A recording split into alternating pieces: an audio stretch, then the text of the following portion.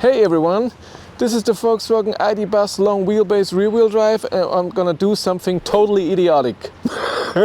I charged the car here now to 80%, then I'm driving 40 kilometers to a different highway, and then I'm gonna drive the top speed of 160 for a while, see how the consumption is, see how the car feels like when you drive 160 with the gigantic car. It will have gigantic high consumption. Won't be nice. I hope I can make it with 80%, 40 kilometers there, a bit driving the top speed and then back. I hope so. That would be nice. But let's do it.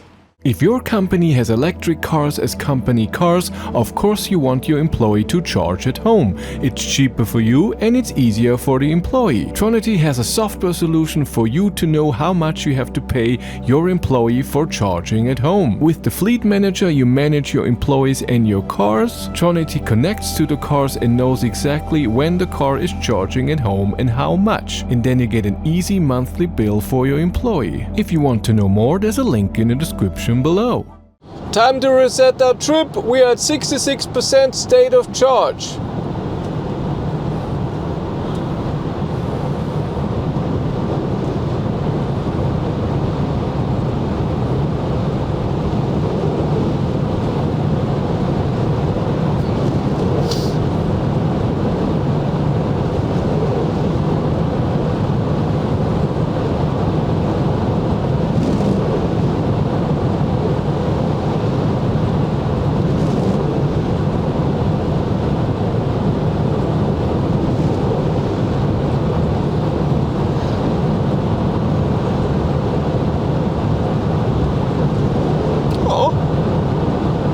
Look, 55, 56 kilowatt hours per 100 kilometer instant.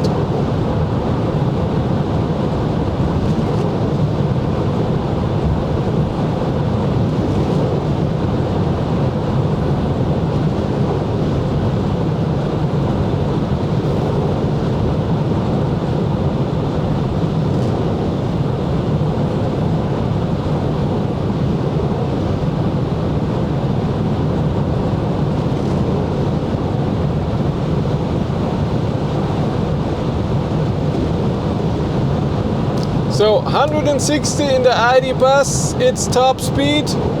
Consumption is high, now it's around 50 kilowatt hours per 100 kilometer. It drives great. I mean, 160 is not fast, especially for a German highway. Well, the only place except for a racetrack where we can drive 160. And it's comfortable. The wind noise is loud, have to say that. But lane change, it's not windy today, but the road is wet, it's raining, it's totally fine. Impressed. I thought this thing would go all over the place. I even could use the cruise control because it goes up to 180. What I notice at this speed, the windshield wipers don't work very well. It doesn't wipe the whole thing. Especially the part where I want to see through, it's not being wiped very well.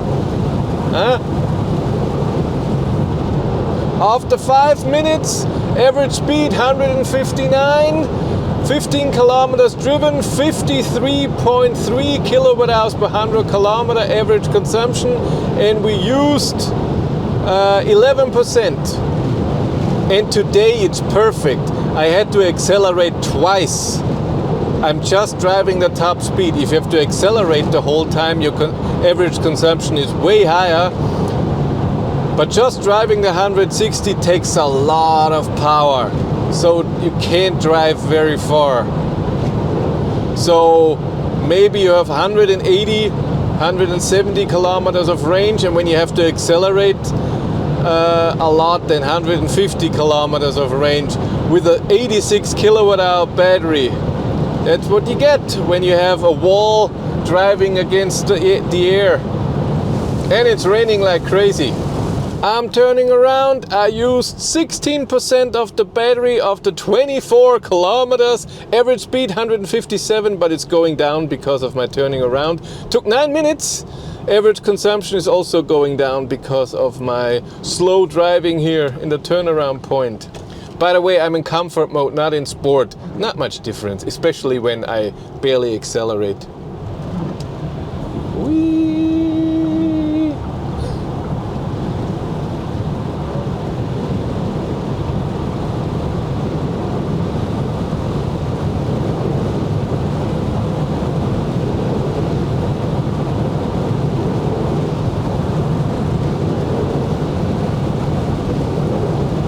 But you can drive it very comfortably.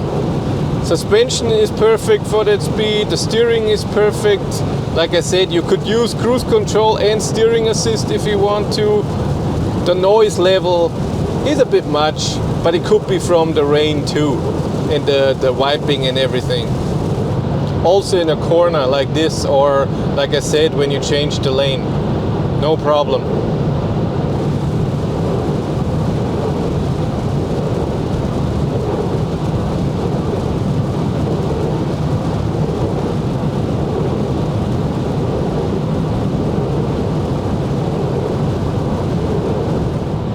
And there's our speed limit. So in 18 minutes we drove 46 kilometers, used 29% of the battery, average speed 151, average consumption 49.2 kilowatt hours per 100 kilometers.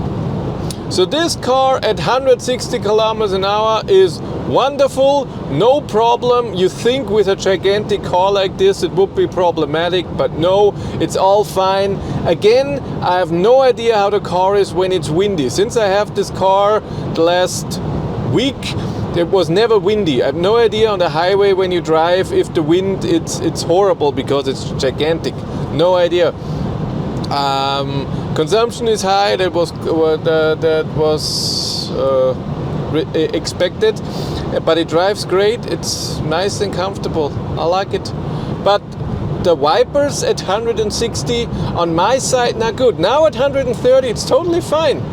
It wipes my whole area, no problem, but at 160 half of my side has not been wiped. That's not good. Needs to be addressed, I think.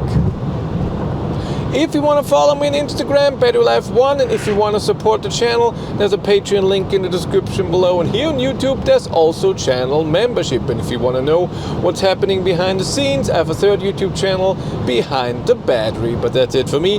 Thank you much for watching. Have a great day and take care. Bye.